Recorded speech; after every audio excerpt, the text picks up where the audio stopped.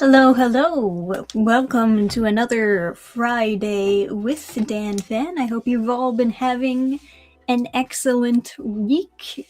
Getting into February now, so naturally, I thought it would be nice to put together a Valentine's Day themed read through. And lucky for all of you wonderful fans out there, DC came out with a anthology Valentine's Day like themed collection. Like they do a bunch of short stories with some DC superhero characters that is Valentine's themed. So that will be a very interesting read through when we get to that. I already recorded it. I already got that part done. Now I just have to edit it all together. But yeah, there's some funny cringe in there. I think it was mostly, to the shock of many, I'm sure, I think it was mostly okay. I think they mostly understood what a Valentine's Day comic should be, which is more than I can usually say for DC Comics. They tend to do really awful with their anthology short stories. Yeah, really awful. At least when you look at their Pride collection and the.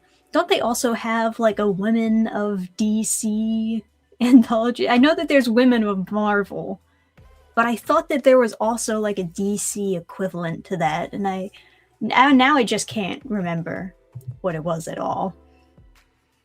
But yeah, that'll be a fun video when I'm done with that. Weather. I guess we can talk about the weather. Weather has been fine, very, very cold. My skin does not like that because, you know, how your skin gets all crackly during the winter. Not good. Lotion is required.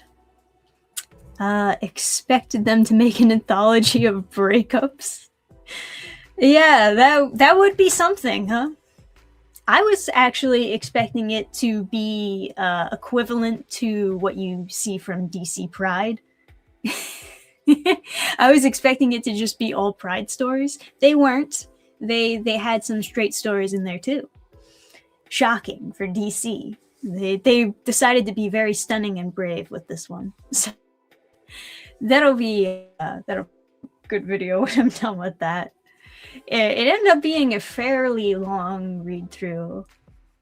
It's like, I don't know if you guys know about how long these read throughs are before I start editing them, but like the average DCYA, that's like 2 hours, usually like maybe 2.5 hours of just straight sitting down and reading them.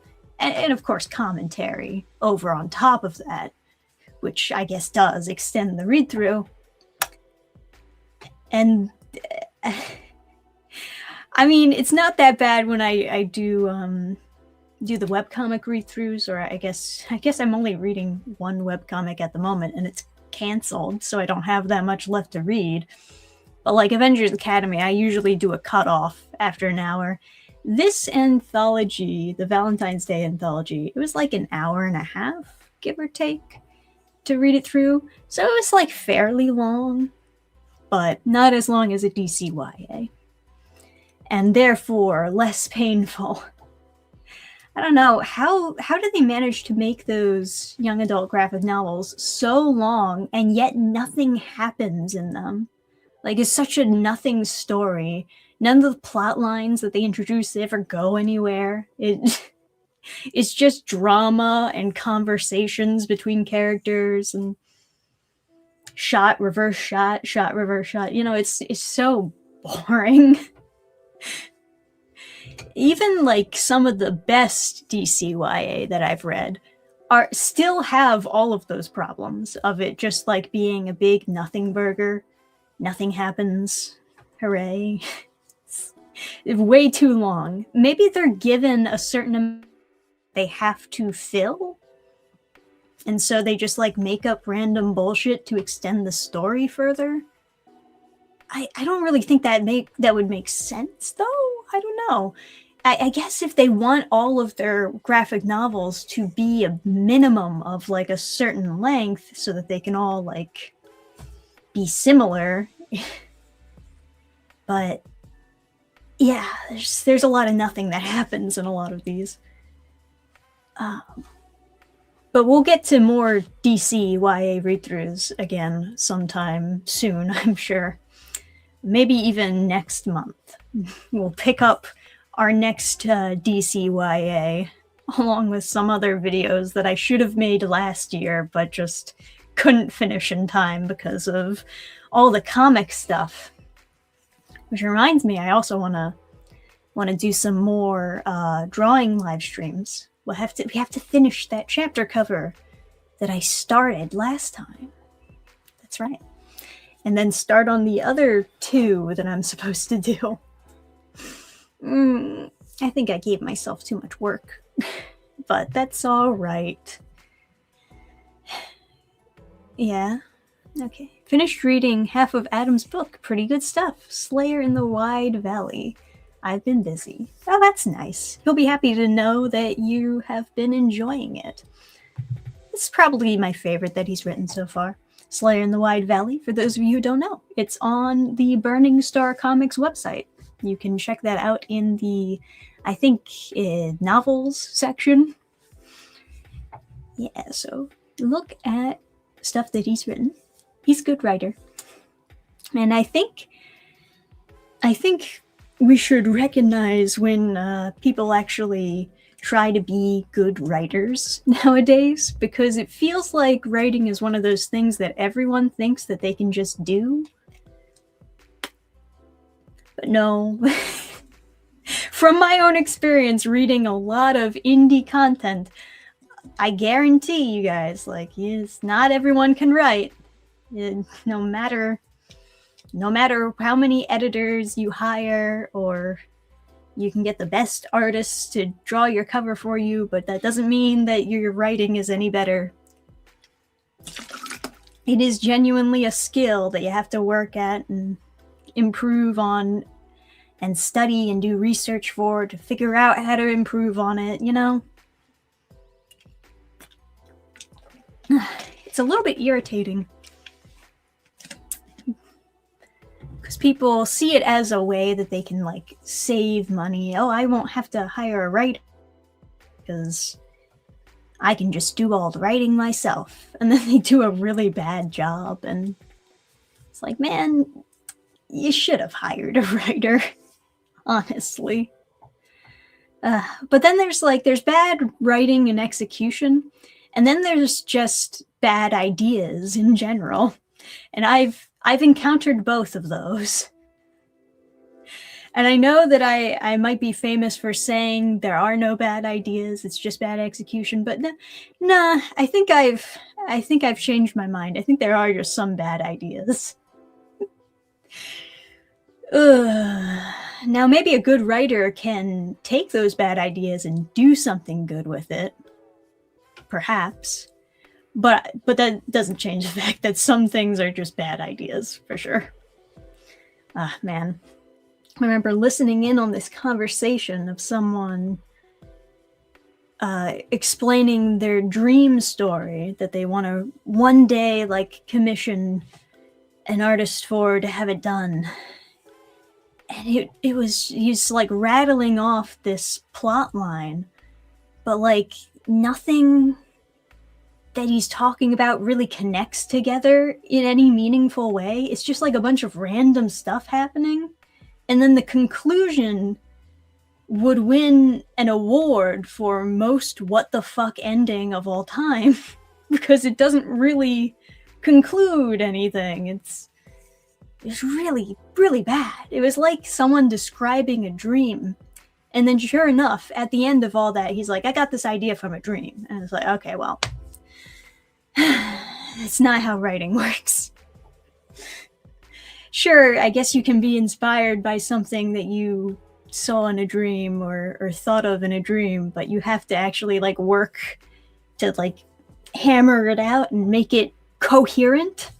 You can't just duplicate what you saw in your dream. Because you obviously have bias to think that things or storylines in your dream are much better than they actually are.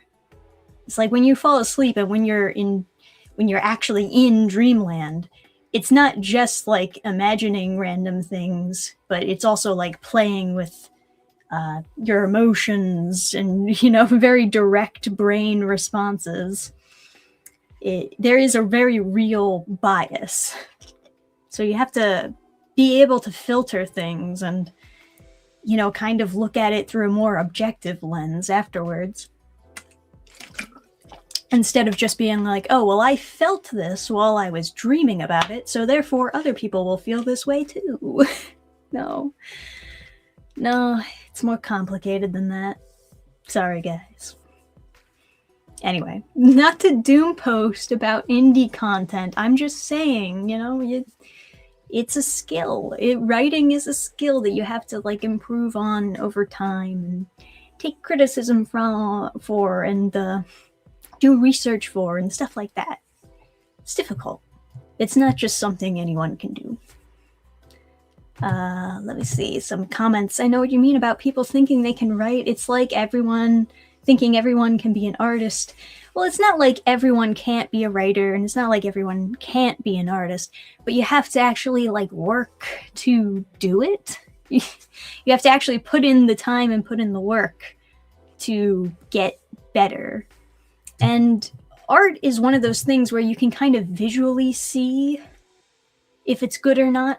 Writing is a little bit more complicated because when you just look at text, it's not as instant to know whether it's good or bad. You actually have to take time to go through line after line after line. And so getting critique on writing is more difficult sometimes because nobody wants to really go through the effort to read everything you wrote and give you feedback on it. Creative process, learn from mistakes and improve incrementally. Hiring saves time. Yeah, that's true. Happy Friday to you too, Young Wavy.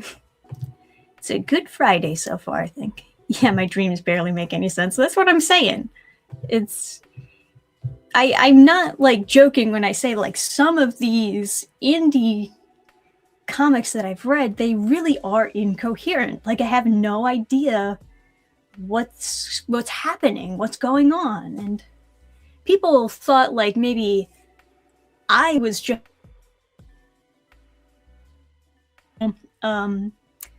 put their comic panels out of order. And they were like, Dannphan, have you ever heard of manga? Sometimes they read it the opposite way. It's like, no, first, I would understand if I were reading a manga. I'm not. There's manga behind me. I know what manga is. I'm not making the mistake. I'm saying they are making the mistake of. I know what I'm talking about. I'm not stupid. But I guess it's just because so many people, they'd like to think that nobody would be able to make such a mistake as to put their panels out of order. But they have. I've seen it. I've seen it happen. It's scary. But yeah, I guess that's what happens when you don't have people looking at your work or people too timid to admit that they're confused about something in your comic, so you don't get the criticism that you need. I don't know.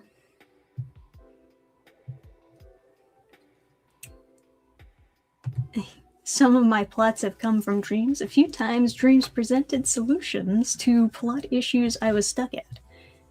I would still bounce those off of some people, but sure. Life of a critic, I guess, and a writer. I guess so. My dreams are random, unconnected crap. Running past ping pong tables in my elementary school. Yep, okay, yeah. it's very difficult to write a good, solid, connected story when you're trying to base it off of a dream where nothing is connected and nothing really makes sense. But it's just the emotional bias that you have for the fact that you dreamed it and you felt these things when you were dreaming it, and therefore you think it's very good. But you got to be able to filter some of these ideas that you have and be able to make it understandable to an exterior audience rather than just making it for yourself. And I think that is the main issue of a lot of indie comics. A lot of people who are getting into it are very passionate and have been doing this for a while already, and they want to go out and do their own thing. And those are the people I love to see in indie comics, especially. And people just breaking in and telling the stories they want to tell out there in the indie comic sphere. But then there are people who are just all about ego. It's not that they're doing it for because they're passionate about the medium or anything. They just want to be good at something, I guess. I don't know. They want the validation of saying, I made a comic and I hired this really good artist, and be impressed. But then the writing is not that good. It happens, right? As someone who's interested in both writing and drawing, writing is much harder than drawing. At least with drawing, you can kind of see if you're improving or not. Like I said, writing is really just hard to get feedback on, There's a lot of people who just won't even really read your... It's so difficult. Even when you sell comics to people, it's so difficult to get them to actually read it. There's so many people who just buy a comic, buy a book, they leave it on their shelf for like 4 years. I'm also a little bit guilty of this. I'm not saying I'm not, but give me a break. I do a bunch of juggling here in my life. I do the YouTube, I do the comics, I have the weekly job that I do. But, it is difficult to get people to give you that feedback that you need to really improve. For sure. And beta readers are obviously very useful. If you have friends who would like to help you improve, 100% all the way. Try to join a writing club or something. People, exchange short stories and give you feedback on those, and that helps you get better over time, for sure. But when can I join the channel for a stream? Yeah, we'll connect. No worries. I won't give you a time and date right now, but you can message me on X, formerly known as Twitter. I'm still not used to the X new rebrand. Not my favorite thing. What's your favorite comic of all time? Oh, geez. I don't know. That's such a loaded question. Because there's a lot that I like, and for different reasons than other things that I like. I like the action and the, what would I say? The way that the world feels very big in something like Alita Battle Angel. I really enjoy something like that. And then if I think about something if I'm thinking about a romance, I would think of some other completely different comic, right? So it's like favorites for like different types of things. Like I like to take a bunch of different comics that I like and use all of that knowledge towards my own stuff.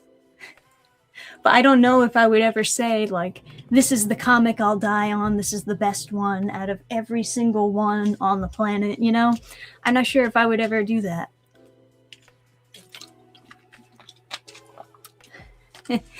Do not get me started on the ego thing. I can almost guarantee that at least 90% of today's bad writing is the result of ego. Yeah, very true. Especially those writers who write themselves into their comics. To be fair, I know some people who are very like upfront about it. They're like, "Oh yeah, it's a self-insert. Yeah, it's me." Oh, it's I mean, that's one way to do it. Because like, what was it? What was that cartoon? Fucking Galaxy Falls. Galaxy Falls is, people know that as being like the self-insert character for Dipper. But people would argue that it's still a good show, and perhaps it is still possible to do a self-insert and still make something good out of it. I would still recommend not doing it, but perhaps it is possible, is, I guess, my point. There's always exceptions to the rule. That doesn't mean you should always break the rule. End quote. But yeah, you know, I definitely want to talk more about the American manga market and how we can build it up. Yeah, I mean, obviously, I would love to see it be built up. It's very difficult, for sure, because for a very long time, America has been trying to duplicate what Japan has when it comes to the manga market. And some things have worked out and some things haven't, you know? So, and then also you have to consider like the new technology and some certain methods being outdated. That's the really frustrating thing when it comes to how you advertise and how you try to start up a business. Is like every 20 or so years, the rules completely change how you should like advertise or start up a business, because technology changes and how you go about it. It all changes. And, you know, like, it's crazy. Nobody would want to, in today's age, take out necessarily a newspaper ad, because they would just assume nobody would ever see it, because not that many people read newspapers nowadays. But there are certain like methods like that worked at some point in time, and now they don't really work as well, as assuming that they still work at all. It's funny when you go to those like diners and they still have the, you know, like the placemats, and people like pay for ad space. Usually local businesses, they pay for ad space on the placemat. Those are always kind of neat. I still kind of like those, but they are essentially for tourists. Like, that works because it's for a tourist who wants to see different places around the area to go visit. So it makes sense to buy some ad space for that diner placemat. But, you know, there's not a lot of really touristy places that you can just do that for, to like sell your comic. Especially, you don't have like a real store that they can go visit, you know, like it doesn't work for every business in every situation.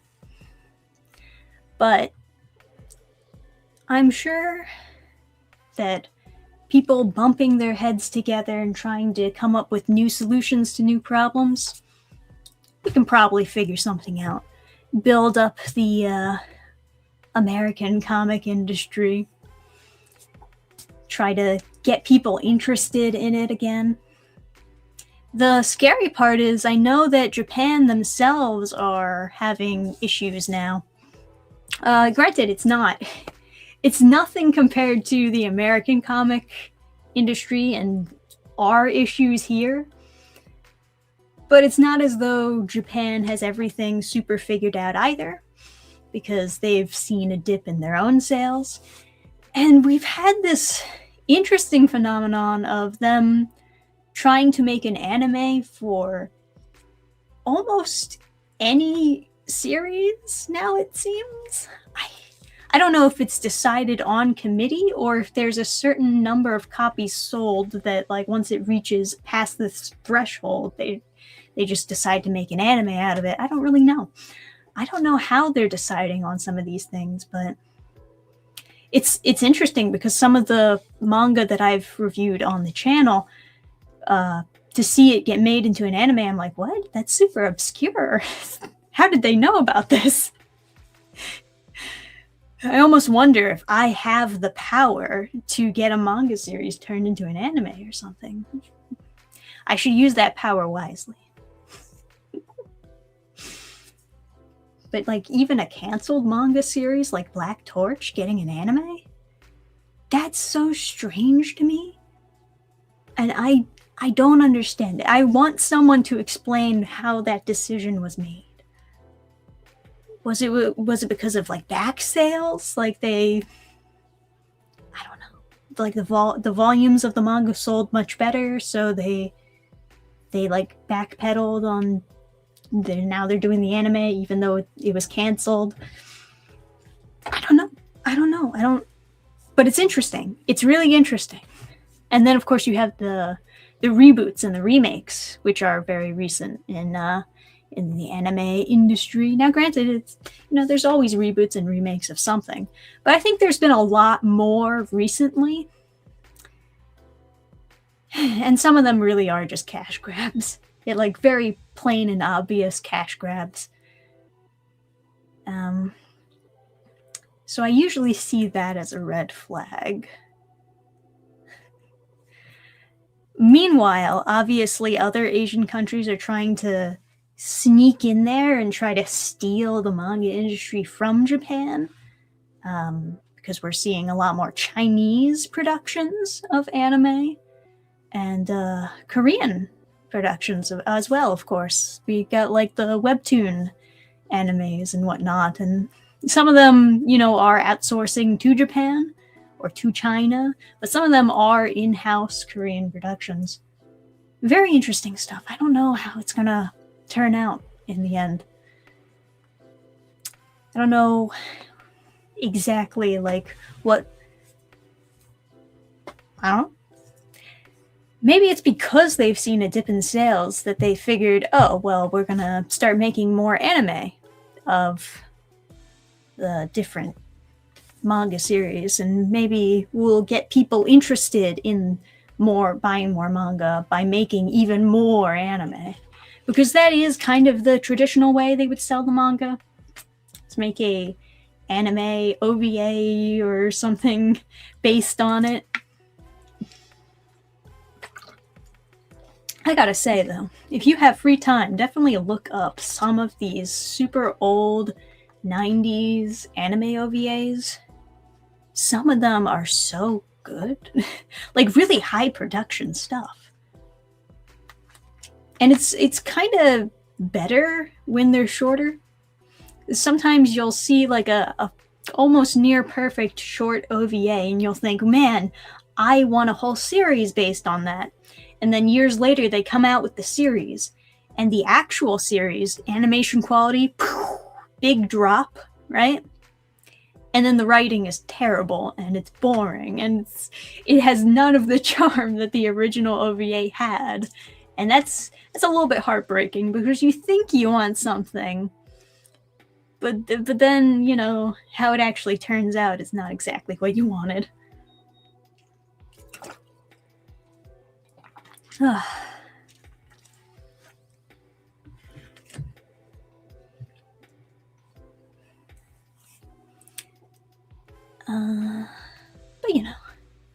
most reboot don't even try.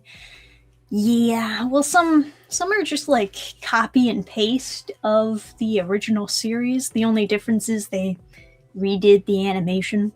or like added in extra music or something, you know, like that to me just really strikes me as like really cash grabby type of behavior. And sometimes the remakes aren't even as good as the originals. Like some people will prefer the older animes as opposed to the remade anime for various reasons. I mean, sometimes they just completely change the tone, and there's always an art style change. They always try to make it more modern, but 90s anime art styles have their own unique vibe to them that are really nice. They're really nice, and I feel bad that we've kind of, a lot of newer stuff have kind of lost that really cool looking 90s anime art style. Like, have you guys seen what they did to Trigun? Hang on. You're gonna have to see what they did to Trigun.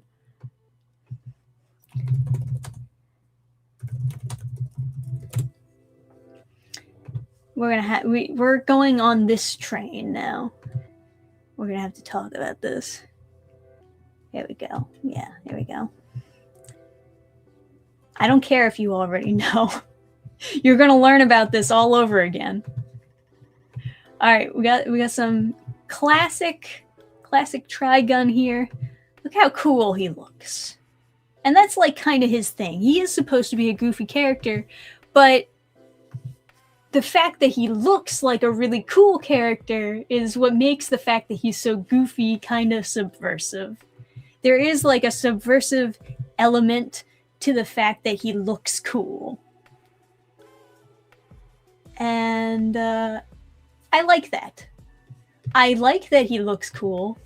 And then I think it makes it extra funny when he acts kind of goofy, because you're not expecting a cool guy to act like that. There was some thought put into the comedy. And now, now they just made him look actually, what is this K-pop star? This is that's the same character. Only CG and a K-pop star.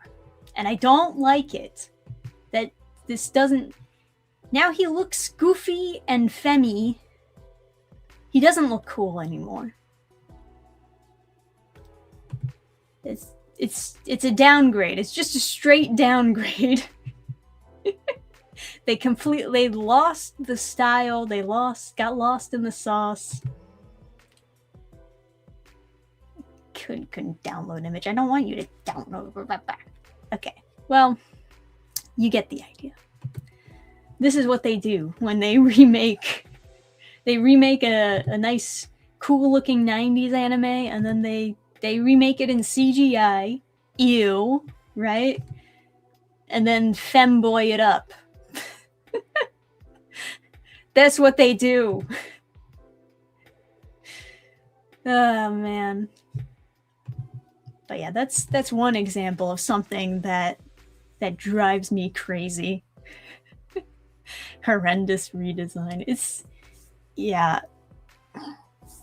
But it misses the whole point of the original design, is that he's supposed to look cool. Maybe that does fit his personality more, to be a little bit like soft looking, because he is a soft character. That's his real personality, is that he's a very soft character. He gets easily pushed around throughout the whole series. But the redeeming factor about him is that he looked cool, at least.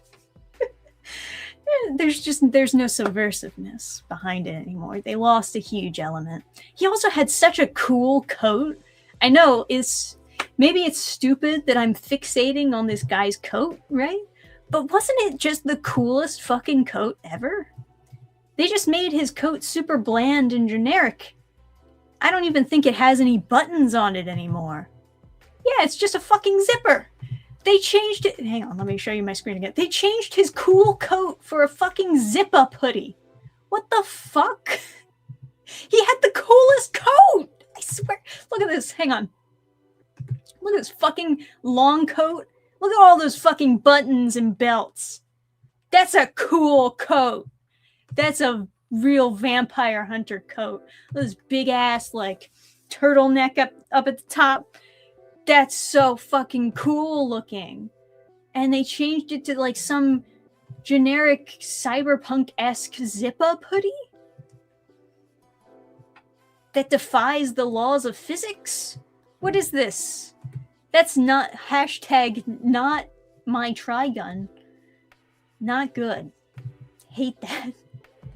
We used to be able to have cool coats in our fiction. They took our cool coat away. Unbelievable. Don't like. Let me tell you something. There's some people who will just change something to make it look more modern, even if it makes no sense for it to look more modern. And these people drive me up a wall. You have to also consider the world of which the series is taking, the story is taking place in. Zoomer Trigun, yeah. Basically. Updated for modern audience. I guess so. You see, like, the modern audience wouldn't understand buttons and belts. That's too advanced. No, they can only understand zippers. So we have to change out a super cool long coat for a zip-up hoodie. It's the only way the youth will understand it. So stupid. If it ain't broke, break it. Yeah, basically. That's the logic they're going by. We used to have a lot of cool things in fiction. Now everything is bland AF. So true. So true. And what's with the CGI route? I mean, I guess in the long run, it's cheaper. That's what I've heard.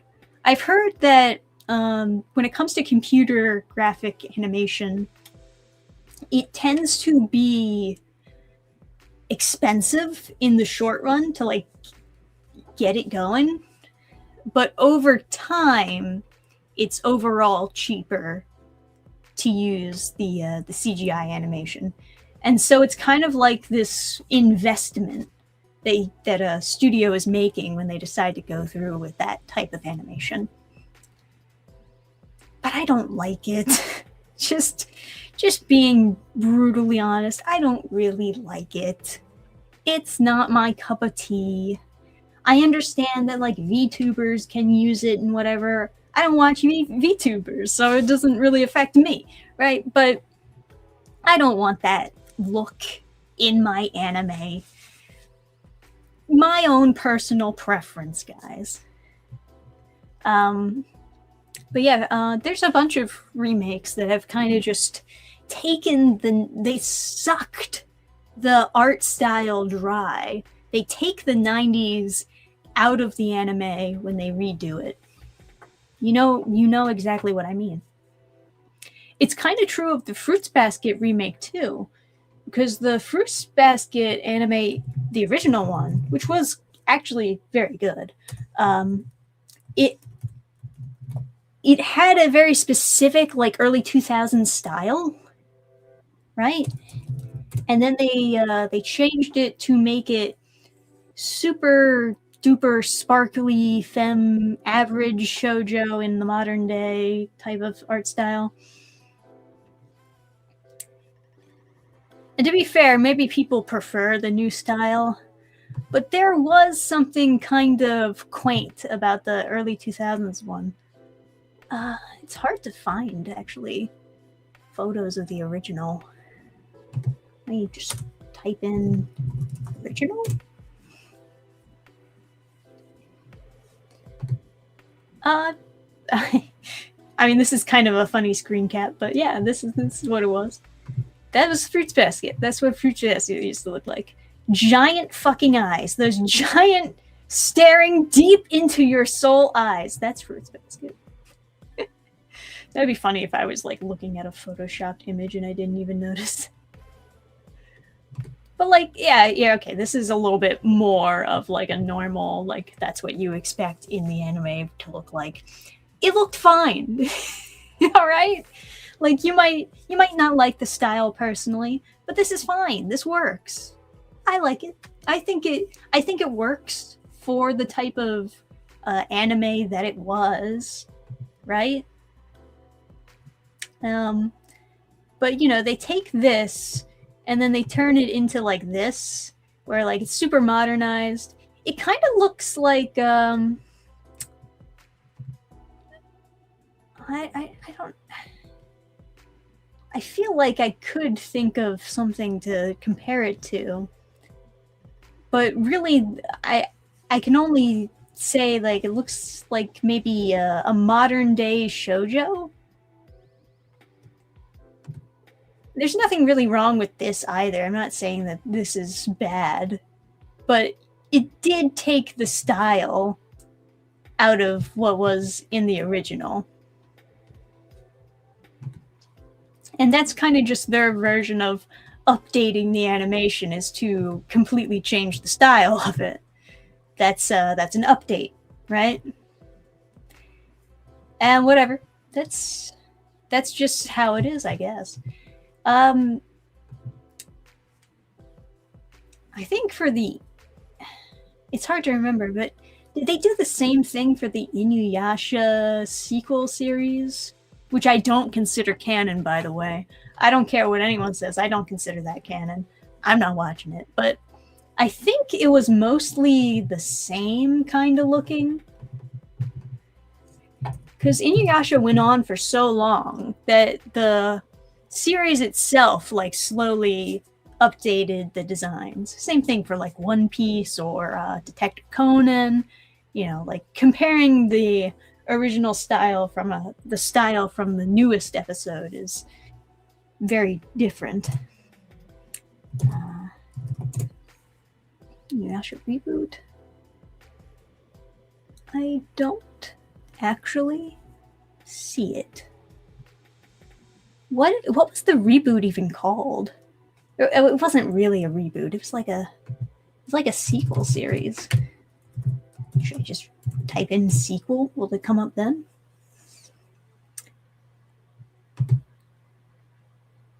Yeah, it kinda looks similar.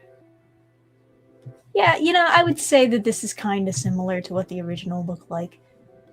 Style-wise, at least. I guess I'm not really showing you what I'm looking at. I mean, I hate the designs, but it's fine. It's kind of like, yeah, you know, it looks like they're trying to at least kind of, fuck, his head, or her head. I think it's supposed to be a girl, actually. I think they're trying to like copy the original style anyways, when you like look at the original style. But this screams like 90s, early 2000s, you know? It's very, very particular style that has been lost in a lot of new things. Inuyasha. Yeah, well, I would say that that it's like the most similar to the original style. Out of all the different ones that I showed you, that is the most like closest to the original art style of the actual series. So they were at least trying to be faithful to the art, even if they weren't faithful to everything else. That's good. It's like when Netflix adapts something in modern day, they try to get the costume designs perfectly as cartoonish as the original, and then they just mess up the writing. But at least visually it looks correct, right?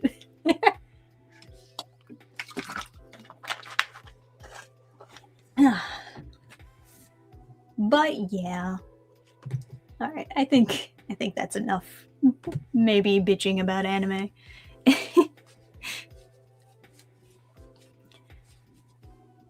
But yeah, I think there is something that sometimes is lost when you try to focus on just duplicating an art style that's popular at the time, you know? Part of the reason why I guess a lot of 90s anime and even early 2000s anime, why they all kind of look similar, is because they're doing, like, they're essentially like collectively agreeing on like an art style that all of the animators can draw in and produce, right?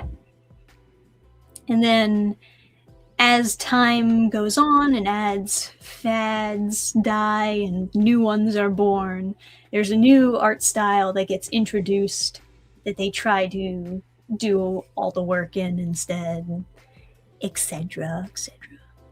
Glass mask? I've never heard of it. Glass mask. I don't know.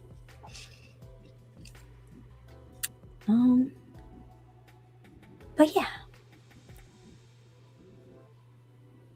Yasukime. Oh, yeah. But yeah, good 90s anime, I would say. I'd like to see a resurgence of some of the styles that were kind of lost with the times. In general, I think a resurgence of a bunch of different types of art would be really neat.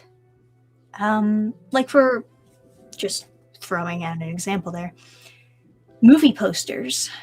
There used to be artists that were hired to actually like draw and paint a movie poster. And some of them look really fucking cool. I gotta admit. But modern day movie posters are essentially just that they Photoshop together in a weird collage-like way. Not that all of them look bad, but a lot of them do look bad. The type of like Marvel, Disney-esque movie poster that you see, not as good as genuine art commissioned movie posters that used to be made back in the day, right? I wonder if I just type in movie poster, I don't know, 1950s, and maybe something interesting would come up. Oh yeah, a bunch of random interesting things came up. I'm gonna share some of these. If I click the right button, at least, I can share some of these. Just like a bunch of random examples, right? Like, these were actually drawn by artists to get you to be excited for the movie. And they're kind of like book covers, you know? And they're very well drawn and they look really nice. Well, Cinderella is already like an animated story, but looks like they hired a different artist to do the movie poster for it. And once again, it is very nice. Peter Pan one looks pretty nice too. It's very cool.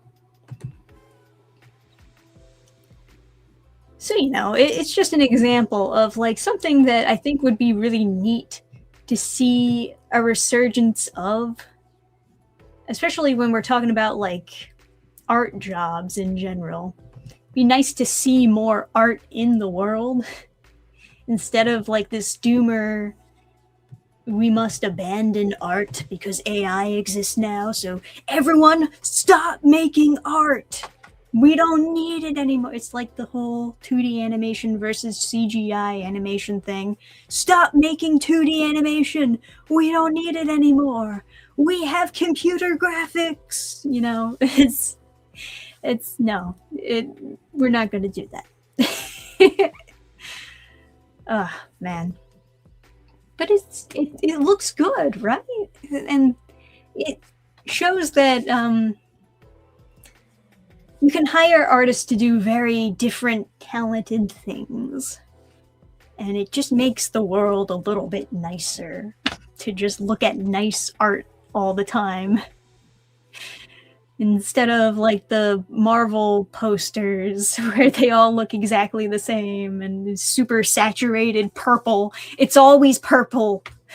It's always purple, or it's red and blue, or it's just, it's okay.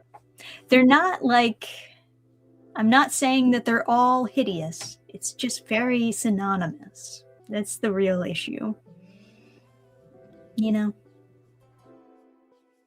OG Peter Pan is a horror story. Well, I don't know if I'd go that far, but you know how it is. Honestly, like, Adam is talking about like his newest book that he's thinking about putting out. And he was wondering, like, if he could do something in a similar style to some of those old classic movie posters that artists would do. But, you know, then that brings up the question, like, are there artists that are still doing movie posters or book covers in this particular style? And that's a really difficult question because it's not a job that's being that has demand for it anymore. Like, they don't make movie posters like that anymore, essentially. So who would be the movie poster guy to go to get something done in that style? And that makes me ask like a lot of questions, really. But even if there is some guy out there who specializes in doing that particular type of style for these posters that aren't being commissioned anymore, I don't even know if I would be able to find them. Even if they do exist, and even if they do have a social media account and post stuff like this all the time, and really was high quality stuff and looked really great, I don't even know if I would be able to find them. Because of how shitty the end shitification of social media and search engines make it so hard to find these types of talented artists out there, because they just want to show you whatever the algorithm thinks that you want. They don't let you actually like search anymore for people. And I know because like I'm looking for like, you know, possible candidates for what could be a book cover commission, and I can't find anyone. I can't find the artists that I'm looking for. Instead, it's just recommending me like artists that it thinks that I want to see, which are usually like comic book artists. And it's like, yeah, I like comic book artists, but sometimes I'm not looking for that. I'm not looking for comic book artists all the fucking time. Sometimes I want to look for a different type of artist, and it's really frustrating. It's so true that social media has progressively gotten worse and worse. I've complained about it many times, especially on these streams. But it's true. It's so difficult to find what you're looking for. And especially when people are using social media to get noticed online, and then there's other people who are using social media to find those exact people, and they can't find each other. They're always like flying past each other, but they never connect, despite the fact that they're looking for each other. It's fucking crazy. Like, it's so terrible. That is life. Essentially, it is sheer luck when you find the person that you're actually looking for. It's the worst. I think if you had enough references, you might be able to do an artist, or able to find an artist who emulate it. Yeah, I mean, I could certainly talk to an artist who's talented and try to tell them, show them the references and then tell them, hey, can you do it in this style? I can do that, but, you know, it would be, unless they had, what are the words that I'm looking for? Unless they had specialized in doing that style previously, they will always have difficulty. You know, you're always throwing them through a loop. They're trying something different for the first time when you present them with a project like that. And I'm not saying that they'll always do a bad job because it's their first time doing it, but it's more likely that they're not going to be very well versed, that they're not really gonna 100% know what they're doing when you're trying anything for the first time. Like, the same is true for anything, any type of work. I always say, you know, I know that when a writer writes something for the first time, it's probably going to be shit. More than likely, it is going to be shit because it's the first thing that they ever wrote.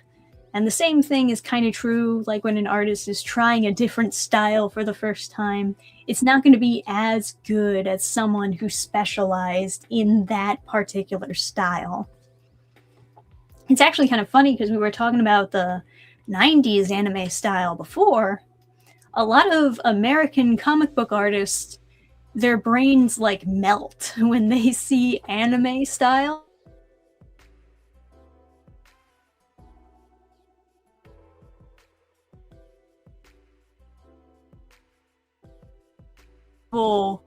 Usual comic style in trying to make it more anime. For whatever reason, they just have difficulty with that style more often than not.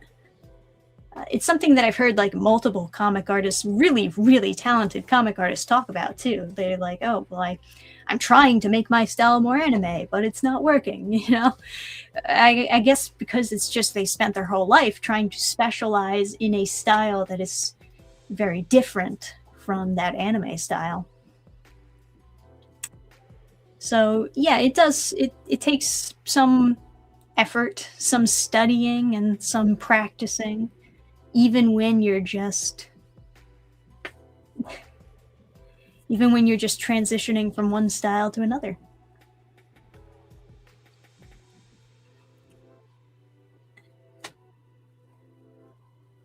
There are a few of them on DeviantArt. Well, I don't know. I don't know about DeviantArt as a platform in general.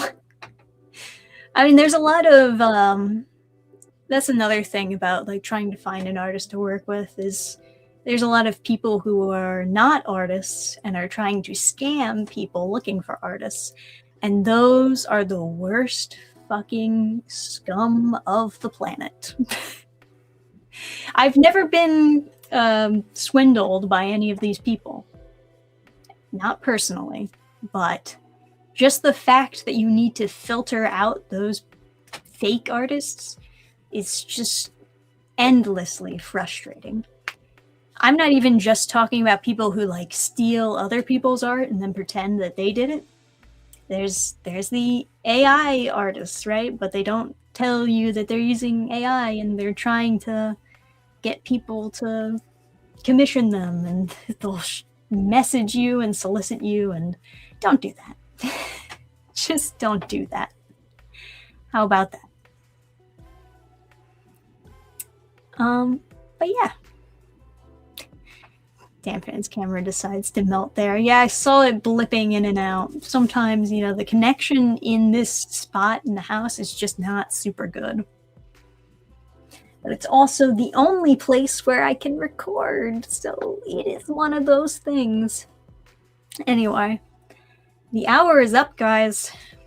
It went by much faster than I anticipated. I thought we'd have more time to talk about more things, but that's all right. I'm going to just focus on finishing up some comic book stuff and obviously finish up editing the new read-through that will be up on Valentine's Day. Another fun thing coming two Valentines, two Burning Star comics on Valentine's Day. That's going to be the Way Long Back issue 6. So if you've been keeping up with the Way Long Back series, next issue is going to be up on the website. You can get your digital copy and continue keeping up with that series. Perfect for the season, of course. Do a romance drama comic on Valentine's Day. I feel like Valentine's Day is always a good release for the Way Long Back.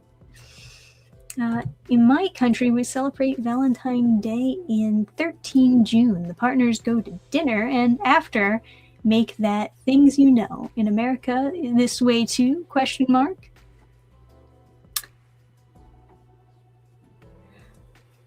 That's a good question. No, we don't celebrate Valentine's Day in June, but usually just condensed for February 14th.